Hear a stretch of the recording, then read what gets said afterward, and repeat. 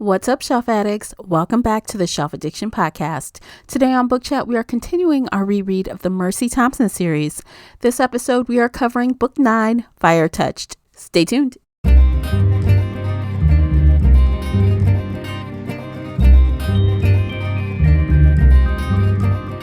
Hey everyone, I am your host, Tamara, and welcome back to the podcast. If you're new here, we're going to feed your shelf addiction with fun book conversations, bookish topics, and more. It's like listening in on your favorite book club.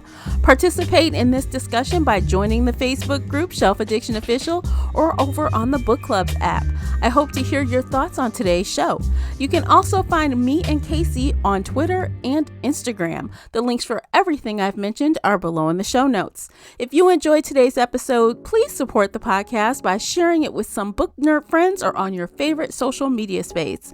And don't forget to hit that like button and subscribe before you leave. That will really help me out, and I appreciate you for doing it. The uncut video version of this podcast is available right now over on Patreon.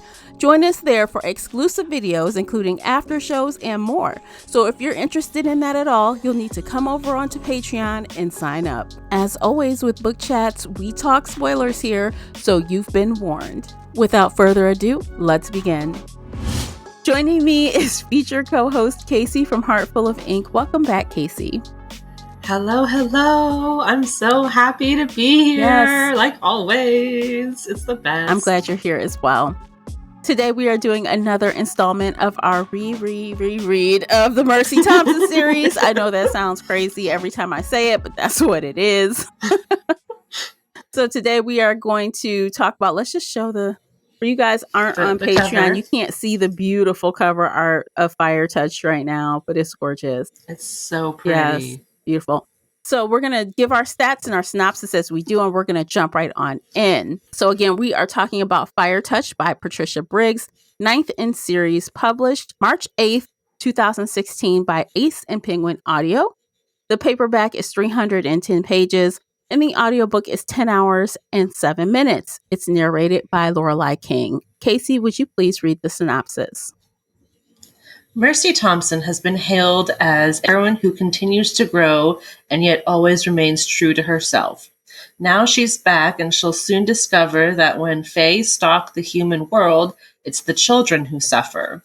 Tensions between the fae and human are coming to a head. And when coyote shapeshifter Mercy and her alpha werewolf mate Adam are called upon to stop a rampaging troll, they find themselves with something that could be used to make the fae back down and forestall an out-and-out war. A human child stolen long ago by the fae. Defying the most powerful werewolf in the country, the humans and the fae, Mercy, Adam, and their pack choose to protect the boy no matter what the cost. But who will protect them from a boy who is fire touched? All right. Oh, that was, you know what? I love the synopsises on these books. So to the point, just like the books themselves. Short and sweet and wrapping it all up. Exactly.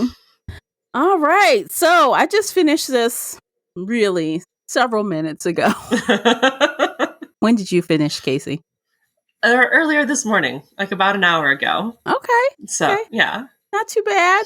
Not too bad. We are turning these books around fast. We start on a Tuesday and record on a Thursday. Mm-hmm. And if you have anything else to do, that leaves you finishing at the last minute. Yes.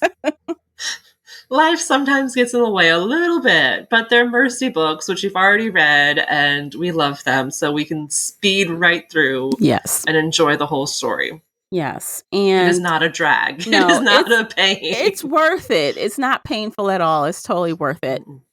So as we do, high level, how did you feel when we reached the end? I think this is one of my favorite Mercy books. Really? Like from page 1.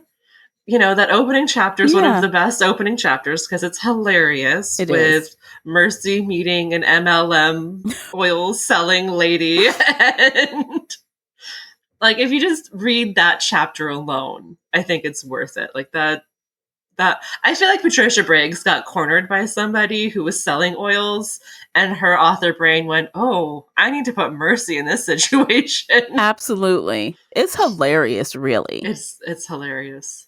But then, chapter 2 starts and it's action, action, action right Yes. through the end of the book. Mm-hmm. Nonstop. And there are several really long action scenes in this book. I don't think it's bad, but sometimes I'm like, wow, how long is it going to take them to defeat the troll? Or how long is it going to, Mm-hmm.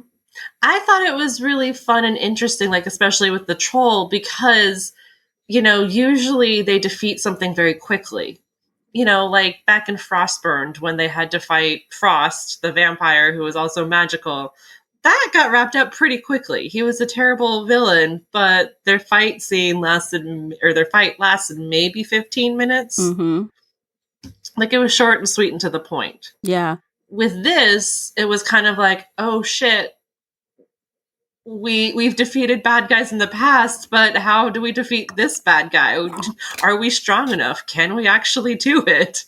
It was really a group effort. It took a lot to take that troll down. There was a lot of moving parts involved, which made it interesting. But on the flip side, at the end, we had a pretty quick takedown of what's that lady? One of the Fae who came to take the artifact.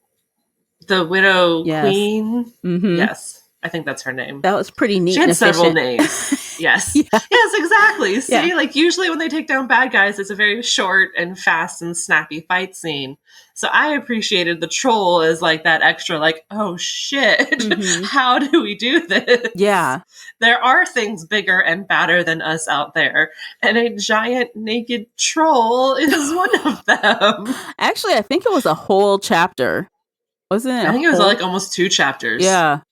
Like I think all of chapter 2 and like half of chapter 3, if not more. Like it was a long fight scene. But it wasn't just fighting. Mercy came in and she was talking to the cops, and then she had to go and save the mom and the baby and drive the car off the bridge. And we got to see the troll like play with the cars like a little kid, and then bat the werewolves around. And of course, she had to give her speech. Don't forget her speech. Oh, yes. Okay. So then after they kill the troll, Mercy goes all dramatic queen with her spear and declaration of this is our land, our territory, and people who come here are safe, basically. Yes. Yeah, typical That's Mercy. Yeah. Yes. So for me, I overall enjoyed it. I don't think this is one of my favorites, but I loved all the little tidbits of knowledge in here. And like there were several parts where I'm like, this is Patricia Briggs showing us again the flex that she has on plotting. Yeah. Yes. And there's so many moving parts and there's so many things. And I've been, reading through Shifting Shadows. I haven't quite finished it yet, but there's a short story about Thomas Ho and Margaret and how they met. And it is one of my favorite short stories ever of all time. Like not just Patricia Briggs, but ever. Oh, wow. And so like I had just read that. So I knew their whole backstory. I need to read that. I haven't read it in a long time. It's good. It takes place before Moon Called. So when she said she's been, recovering for years, I was like, it's been, several years because we're 9 books into Mercy's world and you're only now on crutches. Yeah, wow. But no. Seeing him pop up again was really fun. And seeing Margaret, kick butt verbally was fun. Yeah. She's like, I like her character a lot. Like it's kind of she's kind of like Mercy. Like, she's low key. No one really can tell how powerful she is until they go to do something against her and then they find out real fast. Like, yeah. Because her dad was super powerful, right? Like Mercy. And so they assume, oh, you might have some power, but you're not your dad. Right. Because they present they don't look very powerful by looking at them. Yes. So they make some assumptions. So I love that. Yeah, I love all that stuff. I need to read that short story. I haven't read any of those short stories in so long. And I know you've been reading them throughout this series. I've been picking and choosing. There's some really good ones. Like I read Samuel's Meeting of Ariana. I read Thomas's. I've read some of the outtakes. Oh yeah, you also Yeah. read that story with that little girl and a seal. I remember us talking about that. Yes. Yeah. Yes. No, that's a cute story. Yeah. It's really sweet. There's one with Warren and his boyfriend Kyle, which, yeah, okay, so back in, I think it was Night Broken, Mercy mentions that Kyle's neighbor is dead. That's that short story. Okay. You get to find out who the neighbor was and why he died. And like, there's so many tiny things that Patricia Briggs will just mention, but then she has a whole ass story for it. That's like, Mercy doesn't know what happened. She's like, oh yeah, the neighbor's dead. But I'm like, I read Shifting Shadows. I know what happened. I know what happened. That's funny. I love it. Mm-hmm. Okay, so what else is going? Oh, I guess I liked that we were introduced to Aiden in this book. I really like Aiden. He's really a quirky kind of old young person.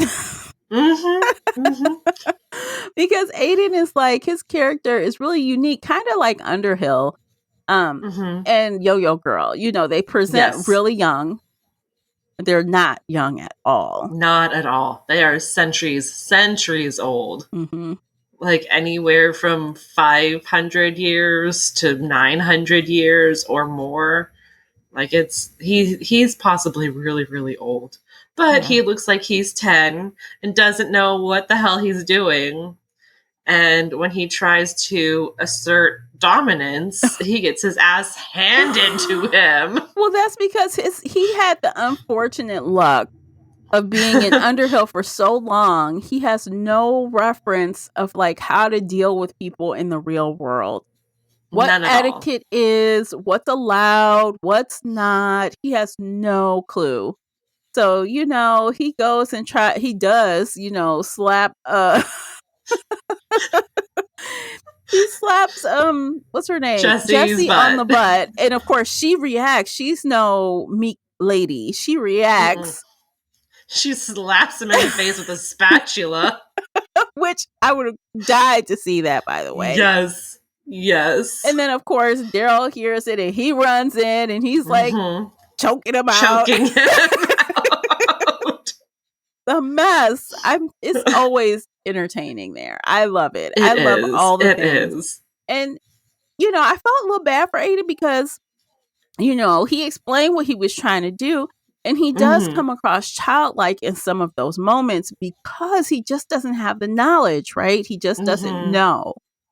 So it's you have to teach him like you would teach a child. This is why we don't hit people. This is why we don't touch butts. Right. You need to be given permission before you touch somebody. Right.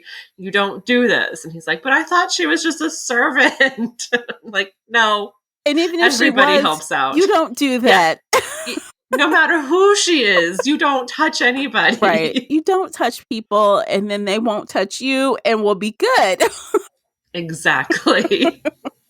Because if you keep touching people, they will touch you, and it will not feel good. They will try to hurt you. No, they will smack you with a spatula. And he's so basic about it. And you'll be lucky that that's it. He's so obvious, oblivious, I should say. He's like, what? I'll just kill them. They're not sharper than me. What's the big deal? He just did not. And Mercy's like, but if you kill Daryl, then Adam comes in and hurts you. But if you kill Adam, then the whole pack comes in and kills you. And at some point, you're going to die because there's more of them there is of you. Yeah. She's like, you came here you want protection from us.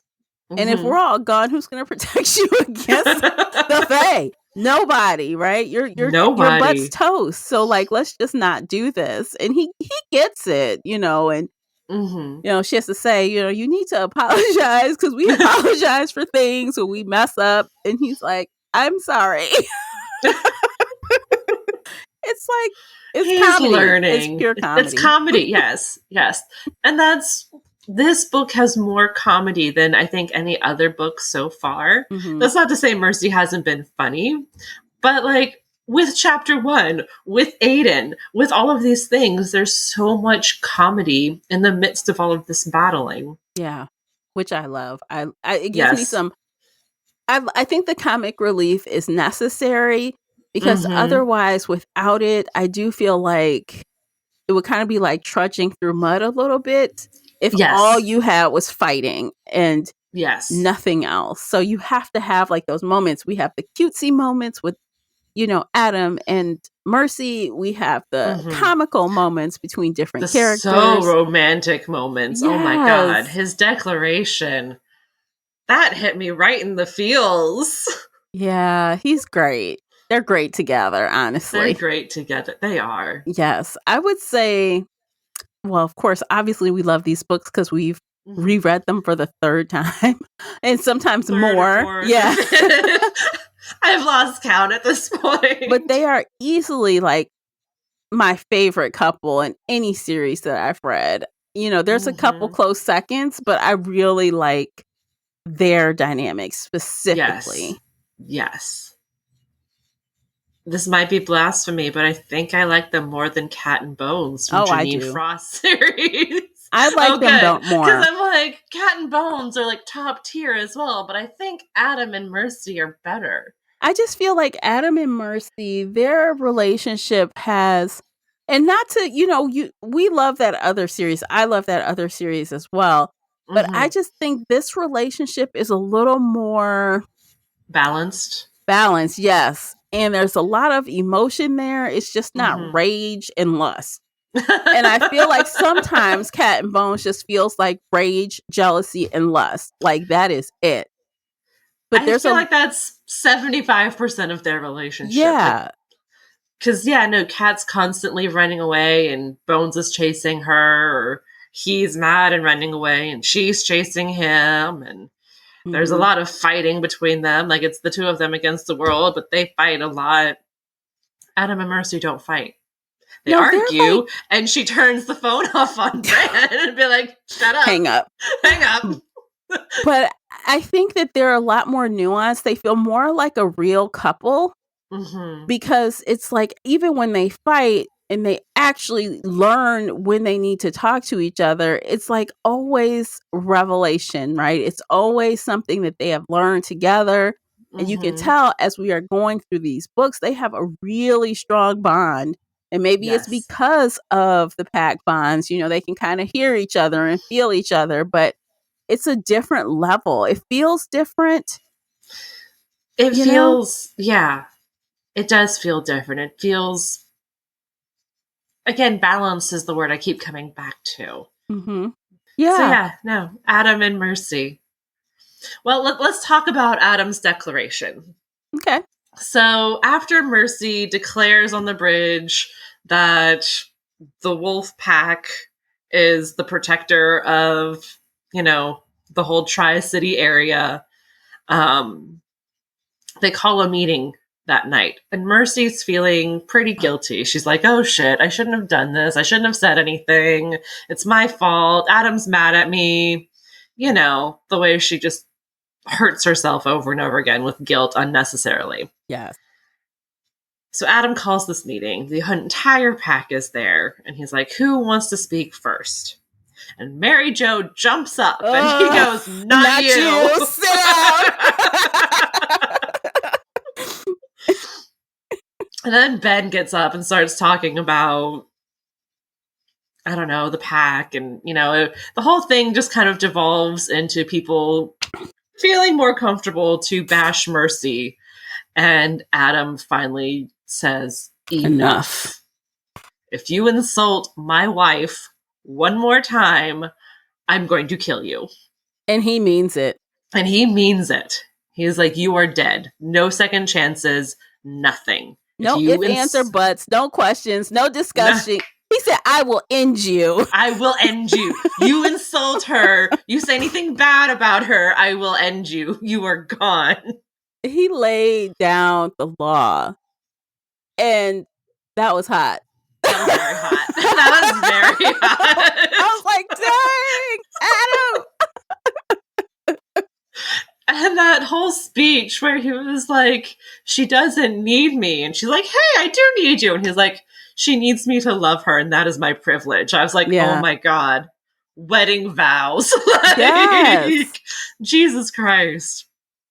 Adam is the best. But He he is. also offered his wolves, like, if you can't deal with this, you can leave right now.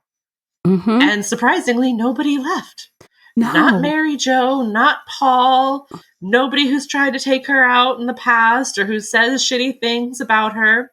Which, again, Mary Jo and Paul are like the face of the Anti-Mercy Club. None of them said anything.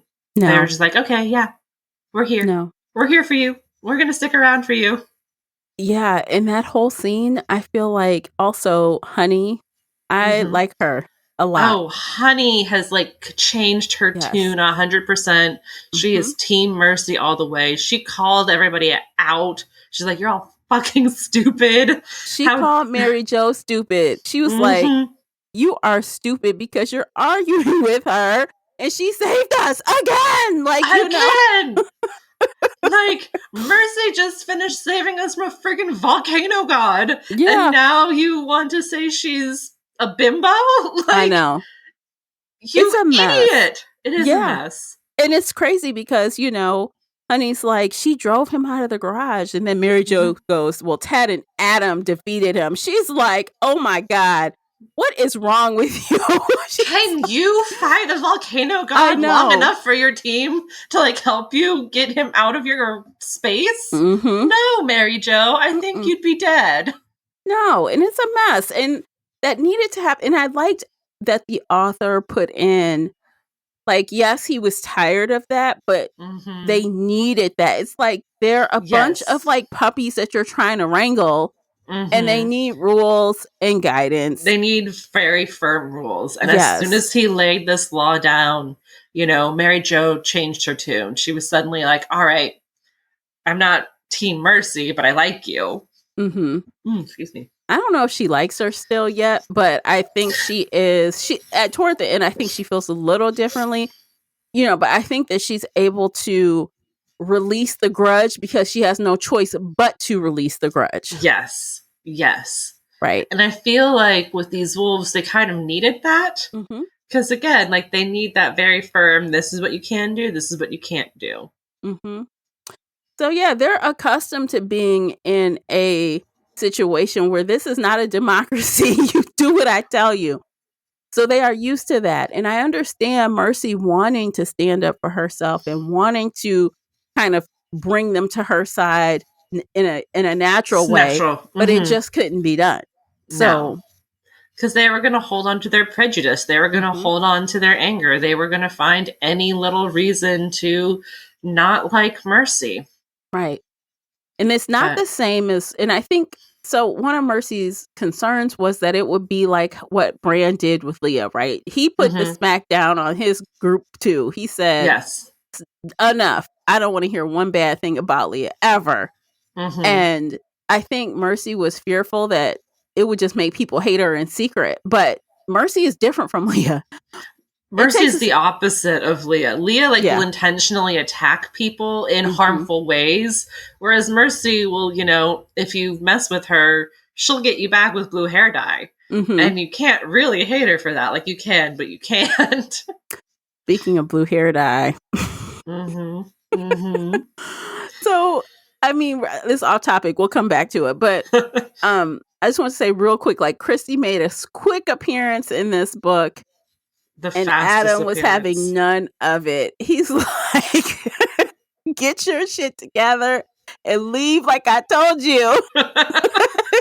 Which, thank God, because usually Adam rolls over and lets Christy control everything. But this time he put his foot down and said, no, you're getting on a plane. I'm putting Daryl on the plane with you. He is taking you to where you need to go, to the Bahamas.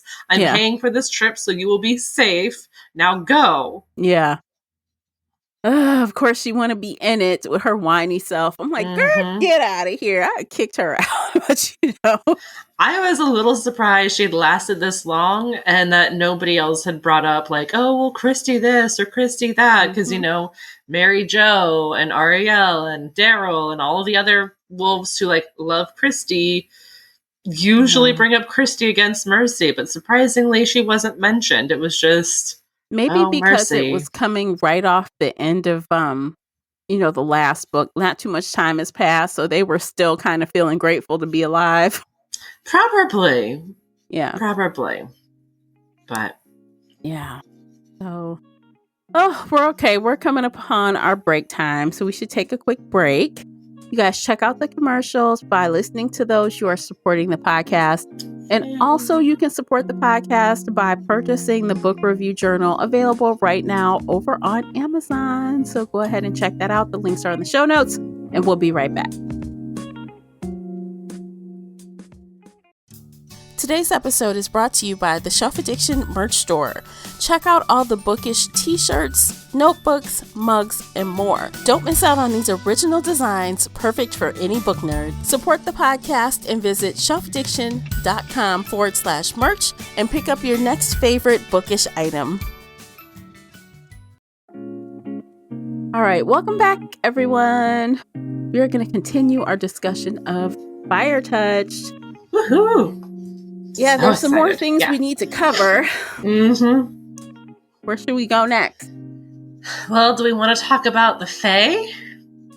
Okay, well, that's a big conversation. I mean, that's a big conversation. So, it started back in Fair Game over in the Alpha and Omega series when Beauclair, who makes another appearance here, said that all the Fae need to go live in the reservations. Yeah, so it started with that. Then, was it Frostburned or Nightbroken when Tad and Z were taken? I think it was Nightbroken. Book. I think it was the last book that they were taken by the Fae. We found out that they had been tortured, and Beauclair got them out per his agreement with Mercy, which might kind of be a plot hole. Okay. So, last book, Nightbroken, Mercy said, I will give you the stick back, the walking stick, if you get Tad and Z out. And he did that, but he didn't get to keep the walking stick because it kept popping back into Mercy's hand. Well, the agreement was, I'll give you the walking stick. And she did that. There was no verbiage about him keeping the walking stick. And the walking stick does have a mind of its own. Right. So maybe he knew that the walking stick wouldn't stay. I don't know. Mercy even questioned that. She was like, I didn't think he would do anything because, the walking stick didn't stay. But yay, we get Tad and Z and Aiden all at once. Well, the Fae take these bargains and deals really literal. So you have to be real careful in wording when you speak to them in general. Yes. So he probably figured out he didn't have a leg to stand on because she gave him the walking stick. She did. So he probably she fulfilled her end of the bargain. Right. And we don't know what happens to it when it sometimes disappears because it's usually around her, but sometimes it disappears for a bit. So maybe it's popping back and forth, between, divorced parents or something. Where did it go? I'll be with Dad some days. I'll be with Mercy other days. It'll be joint custody thing. Yeah, because the walking stick is now what is the word that I want to use? It's aware, right? It's fully aware and it's making choices and doing things. Do we want to talk about the last choice? Sure. You or do we need to talk about all of the Fae before we skip ahead? You all know we jump around. I don't think it matters which order. Okay. So you go ahead. You start. Well, to finagle or finalize the treaty with the Fae to make the towns neutral territory, Adam, Mercy, and Aiden all have to go into Underhill to find an artifact. And while they're there, they run into one of the Grey Lords who hates them. and wants the artifact for herself and to end everything. And in the midst of this very short fight, and by very short, like it's just a couple pages as compared to 2 chapters, Mercy is fighting the Grey Lord with the walking stick, and the walking stick decides to eat a spell that is being thrown at her. And by eating the spell, the walking stick dies. Right. Like it's broken into pieces. It is broken into a lot of pieces. Yeah. It made this choice. Mercy felt it make this choice. Mm-hmm. And I'm so sad. I know. This walking stick that was just a stick but has grown into its own character Mm-hmm. gave the ultimate sacrifice to save Mercy. It's always been attached to her, right? Like for some reason it gravitated to her. Maybe it's because she's part coyote.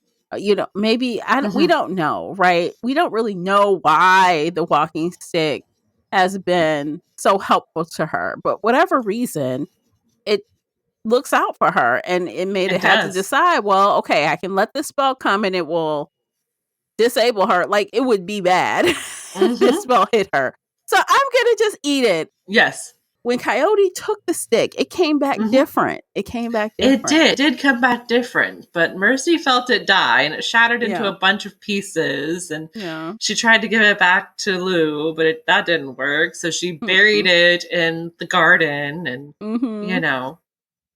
Rest in peace, walking stick. We love you, walking stick. It's like its own character. It is its own character. Absolutely. And even Baba Yaga was like, oh yeah, the 4 of you will be fine. And she's like, 4? And she counted the walking stick as part of the group. Yep. Yeah. Yep. So, good stuff. So what else about the Fae we should cover? Well, the Fae are not in unity at all about any of this.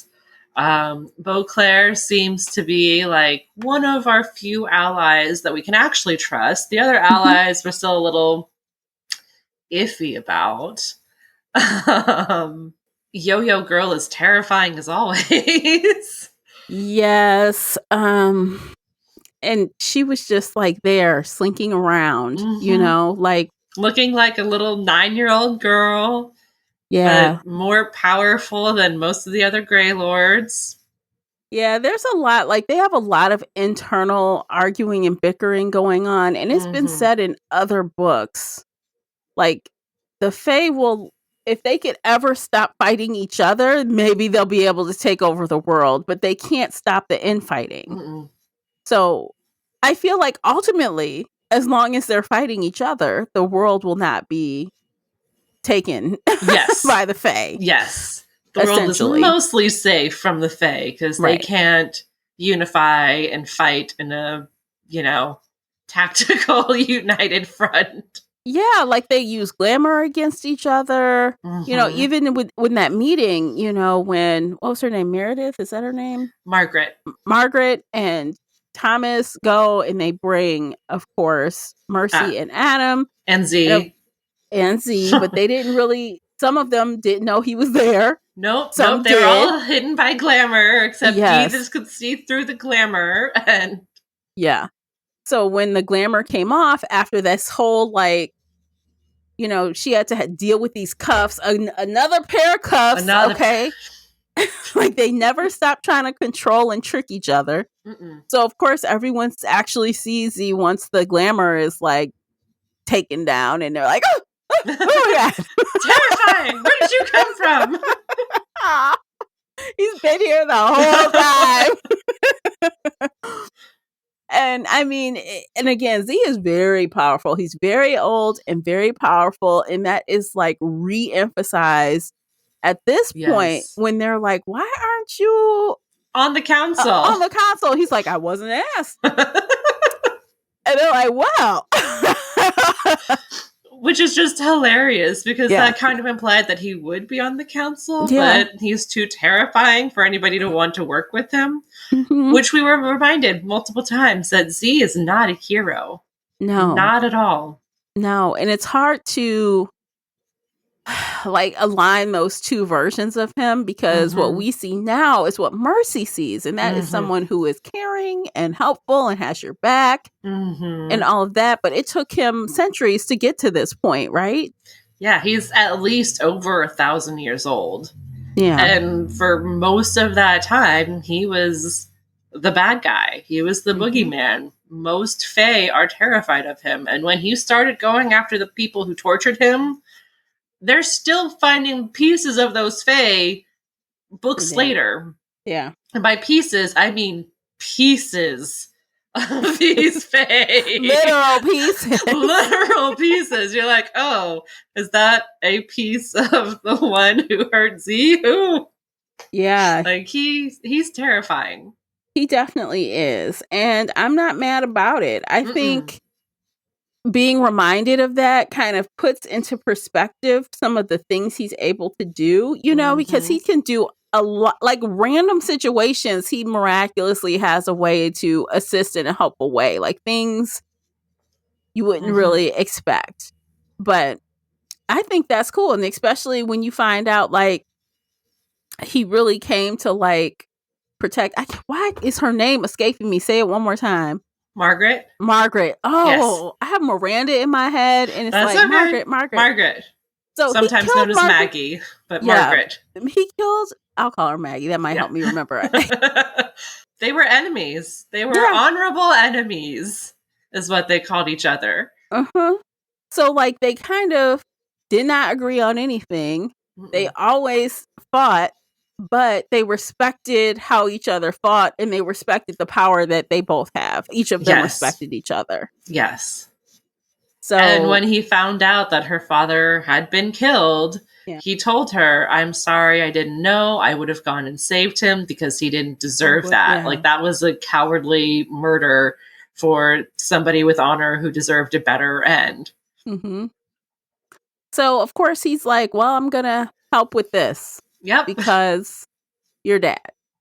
And he's not the only one. So Z does it. And then Baba Yaga shows up as they are leaving this meeting.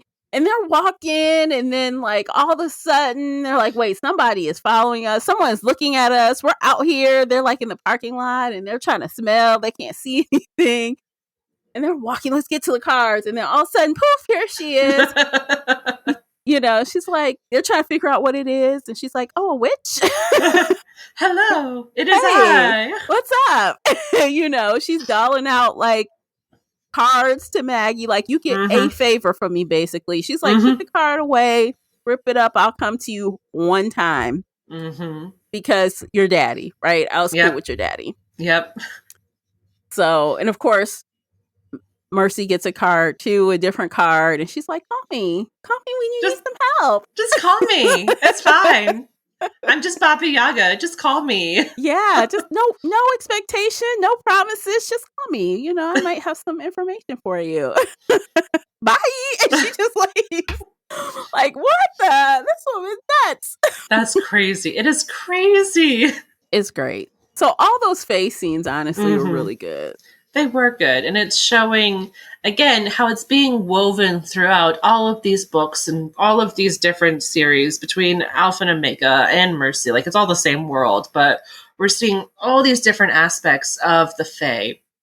Like, we know why Beauclair decreed justice and said we all have to go live in the reservations. And then we're seeing the outfall of that and realizing, oh, they can't live here. Like, they're fighting too much. And, you know, some of the Fae want to fight and destroy all of humanity. And if they die in a blaze of glory with all humans, then so be it. Yeah. And if others are like, no, we need to try and live in harmony so we can, you know, live. And it's just really interesting to see all of this building and growing. And there are consequences to actions. And you see the ripple effect for books. Yeah. And it's really interesting. Speaking of ripple effect, we got to spend some time with Sherwood, just a little bit. He is up there acting like he's about to jump and kill himself. So Mercy, of course, she's like, dang it, I'm in a werewolf pack and nobody is around. Okay, I will go. Yep. So So she goes and she climbs the scaffolding or whatever to get to the top. And they're sitting there just having this conversation. And it's like, wow, here we go, you know? And we know, but everyone else doesn't know yet if you haven't gotten past this book. But it's like so many things happen that give us clues. And there are clues. Yes. Because even later, when Sherwood is involved in something and Z recognizes his fighting style, he's like, hey, I recognize you. I recognize you. I've seen you fight before. Yeah. He's but like, where? Give me a few minutes, give me a couple days and I'll figure out who you are. But he's like, well, if you're as old, as me, and I've seen you fight, then I'm sure Bran knows who you are. He said that. Yep, he said that. that for later. That's all I'm going to say. I'm like, Patricia Briggs, I think she knew right from the get-go. Yeah. But she teased and tortured us for several books before finally giving us the big reveal. But there are clues given to us from, right now. And it'll be a fun ride rereading all of this stuff about Sherwood and trying to figure out who he is. Yeah, because he's a big old fat mystery. And it's gonna be great. That's gonna be great. Yes. Yes. So yeah, again, the brilliance of the plotting is just, now that we have read through the 13th book, it's just mind blowing. Yes. And it's like, what else has Briggs already laid that is yet to come? It's like, I want to know all the things. I feel like that. I get really excited by those. There was one line in here that was just, the most basic throwaway line where somebody, I don't remember who it was, somebody said to Mercy, Stefan will never turn against you. And Mercy was like, well, yeah, like he's my friend, but it was deeper than that. And deeper than just, oh, he's in love with you, because it's not just that. And again, we're going to have to deal with the vampires soon enough. But it was just one of those things that, it was a throwaway line. As I'm rereading this book, I'm like, oh, she's giving us hints. Yes, she's telling us what's coming in the future. Yes, she's telling us very plainly. It's like you miss these things, right? Because you get like kind of like narrow-sighted, like you're focusing on the current fight. Yes, we're focusing on the Fae right now. Like blinders on. So these other things are just one-off comments that no one pays attention to. No, like and Easter Mercy eggs. doesn't even really pay attention to it either, because she's like, oh yeah, Stefan's my friend. Of course he's not gonna turn against me. But no, like there was so much more to that meaning, and I don't remember who said it to her, but like, Mercy, pay attention, honey. Listen. You've been told. You've been warned. We have 4 more books, plus, book 14 is being written right now as we speak. Yeah. Which is exciting. So we'll have more to look forward to next year. Oh my gosh. Honestly, it's so hard for me. Like, once you get so far into this series, and that started pretty early for me. I would say book 5 or 6. It got harder for me to remember when things happened. So like, I'm like, okay, that hasn't happened yet, but almost, or not quite. And I'm like, well, I don't want to accidentally say something. And the further we get into it, it's hard. It's like, because I've already read it, it's all kind of meshing together a little bit. Because we know the end. So it's hard to know when to say something and when not. Because I'm like, wait, did we read that already? I don't know. Yes. But also, like, I'm sitting here reading the Alpha and Omega stuff and the short stories. And so I'm like, wait a second. Did I read something ahead of time, or did I read something like out of order? And, there are tiny little details about that being sprinkled in too. And oh my God, this woman's brain is just incredible because of all of this detail and world building. And I feel like a crazy person with the pins and the red yarn. We need and a I'm wall. like, well, this and this and this and this leads to this. And she said this phrase back here, and now it's coming up over here. Yeah. Mm-hmm.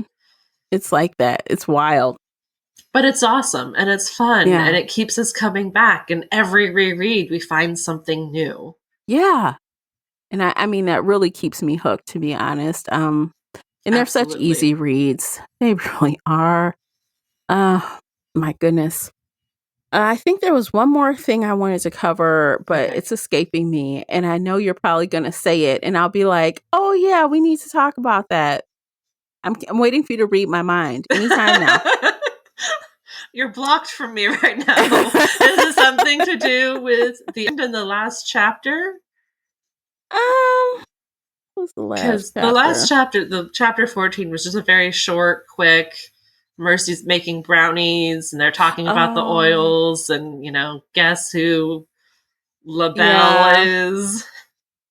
Yes, it's funny. They were wondering about the owner of that company. The MLM. They were selling essential oils to everybody. Yeah. Mercy was worried it might be a witch. Because she was concerned about like some of the mixes, and she was like smelling it. She's like, I don't smell magic, but I'm going to give some of these to Elizaveta. Maybe she can, see something I can't see. But, she's using this orange oil for her brownies, which, by the way, I'm like, oh, I hope that's like food grade oil. It's got to be. It's got to be. Or if their werewolf stomachs like just digested fine. Yeah. And she's like, I guess they're looking it up or something. And then somehow Aiden sees the photo of the woman on the laptop. And he's like, oh. That's Baba Yaga. That's Baba Yaga. Like, oh. Wow. She's a multi-millionaire making other people work for her. Yeah. She's got her oils on mass production. Mm-hmm. Yeah, and it's actually got some ingredients that are actually useful against the Fae. Yep, because Mercy was able to use some of that, was it John's wort? Or something wort against the troll on the bridge, because she just happened to have that bottle in her pocket, and it worked. I think that was the bottle of the stuff that she got to keep Adam away from her. Well, it kept the troll away from her. She's like, I don't think we mentioned that in the podcast. So some of the stuff she bought, the woman was like, hey, you need some oils to give your man like a little boost. We have like a little blue pill alternative. And she's like, no, I need the opposite. I'm married to a werewolf. You got something else to keep him away? And she's like, well. Yeah, no, Mercy's like, well, he does it at night and that's fine. And then in the morning, that's okay. But then, 3 or 4 times during the day is just too much. Oh, no. I want some of that. If that was going on, I want some of that juice too. Like, give me some of that. I need a break. How does it work? Tap out. Let me sleep. You're like, do I wear it? Does he wear it? How does it work? But she gets some of that. I think Warren, not somebody was being funny and put some in her pocket. I think it was Zach, okay. Yes. And so she just happened to have some.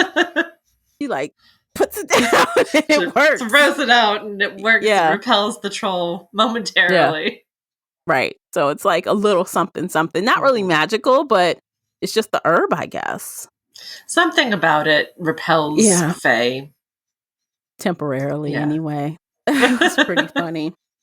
Like, oh my gosh. And then to find out the whole time, like, the witchiest Fae witch of witches is the one that making created it. Mm-hmm. Yep. So that was fun.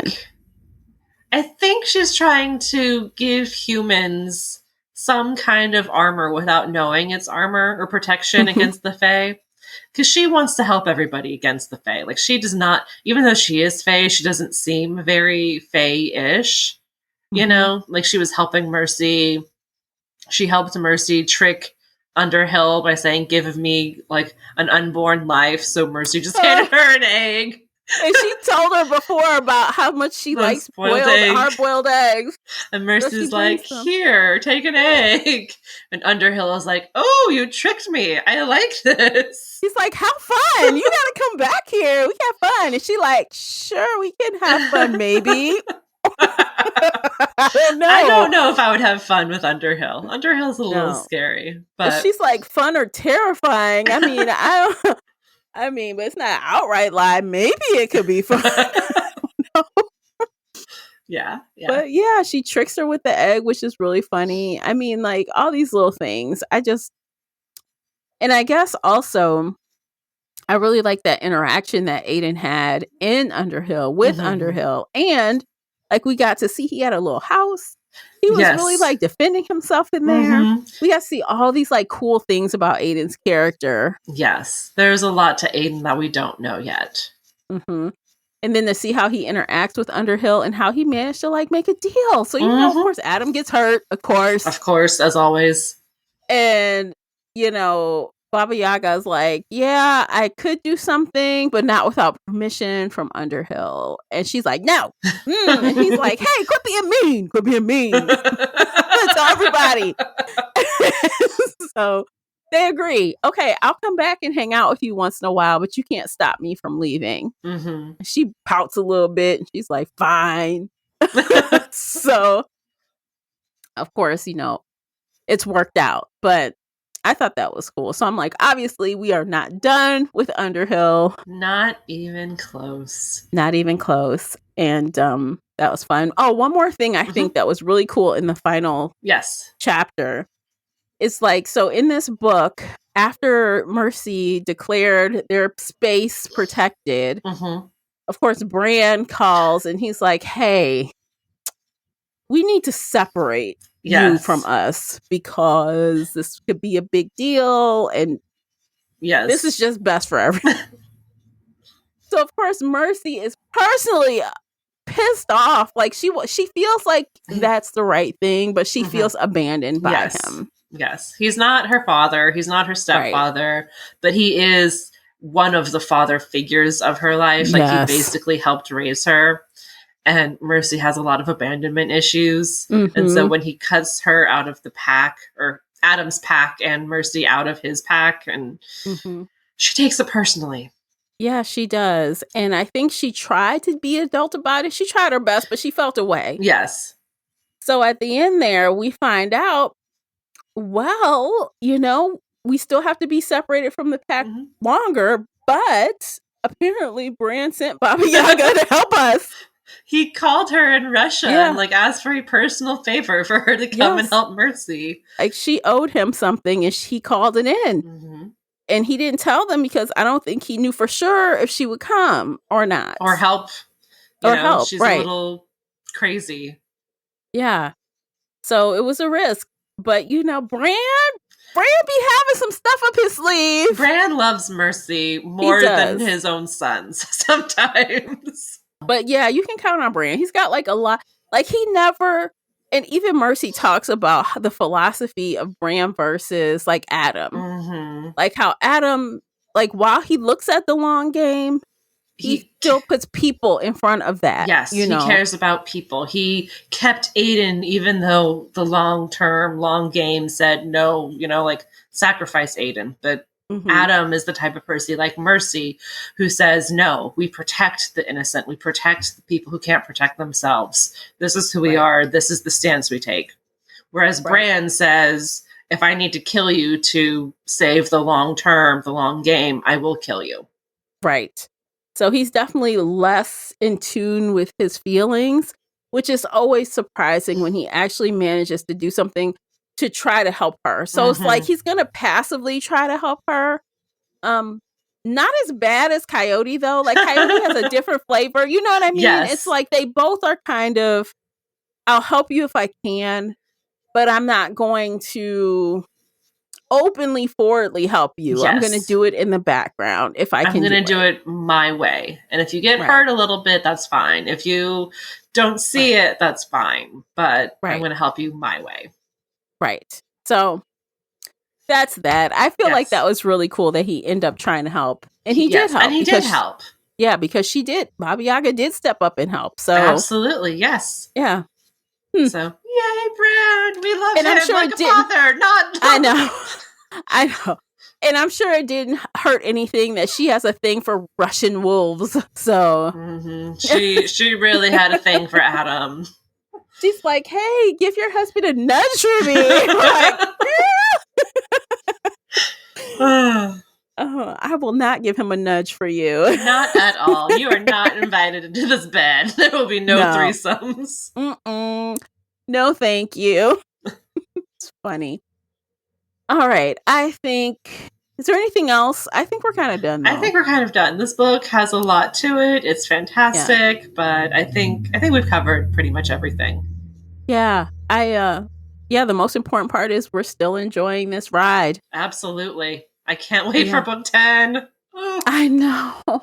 And actually, it's funny. We had recently talked about book 13, but now I feel like I want to read it one more time because we're coming to the end. Are we going to do it, Casey? Reread book 13. Okay, we're going to do it. Yes. Because I feel like it needs to be a part of this series because we are. Yes. I mean, yes, we've just read the whole series. We've picked up on all these new details. I feel like we need to reread 13 just to finalize it all. Yes, and I feel like it's going to be a different experience already because of all the things that we have been recently reminded of and refreshed on. Yes. Okay. Yay! All right, it's a bet. Okay, thank you, you guys. If you are still here listening to the sound of my voice, I appreciate you for listening to the entire episode. Be sure to hit that like button and subscribe to the podcast before you go so that you never miss a Mercy Thompson episode, Yay! Let alone any of the other cool episodes we do here on the podcast. So I think that is it. I think so. All right. So that's it. We'll see you guys next time. Until then, take care of yourselves. Bye guys. Everybody. Happy reading.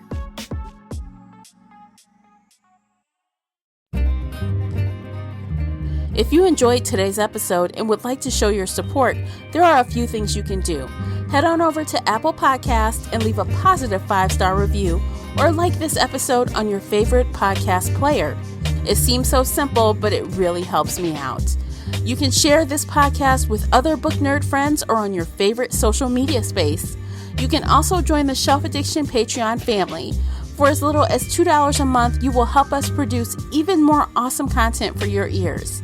You can also consider joining the Shelf Addiction official Facebook group where we talk all things bookish and more in a safe space. The Shelf Addiction podcast is a part of the Nerdy Maven Network. You can also reach us via email at info@shelfaddiction.com. Thank you for listening.